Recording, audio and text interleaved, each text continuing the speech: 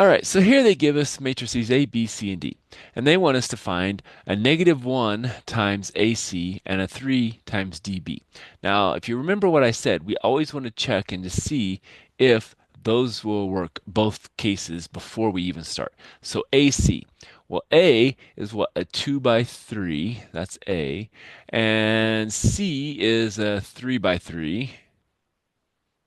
And so that's going to be, and this is C, and that's going to work. And so we're going to get a 2 by 3 when we're done. Now, what is dB? Well, D is a 3 by 2, B is a 2 by 2, and that's going to work. And we'll end up with a 3 by 2. Now, we're supposed to add those together, so these have to be the same. Well, guess what? 2 by 3 is not the same as a 3 by 2, so we cannot add. And so basically, we can't do the problem because we cannot do something that doesn't work.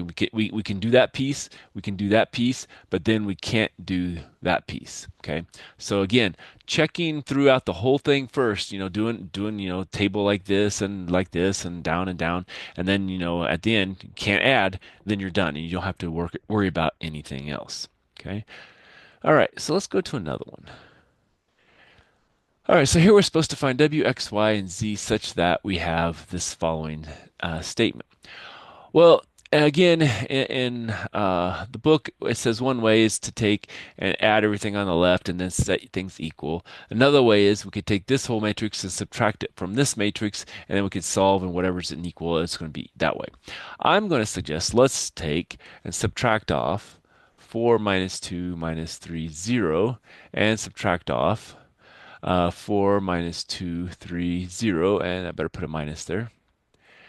And now I can take 2 minus 4 and get a minus 2. Then I can take a minus 3 minus a minus 2. Well, minus a minus 2 is going to be plus 2, so minus 3 plus 2 is going to give me a minus 1. And 0 minus a minus 3, or 0 plus 3, is a 3. And 5 minus 0 is 5. And so that is going to be my final value.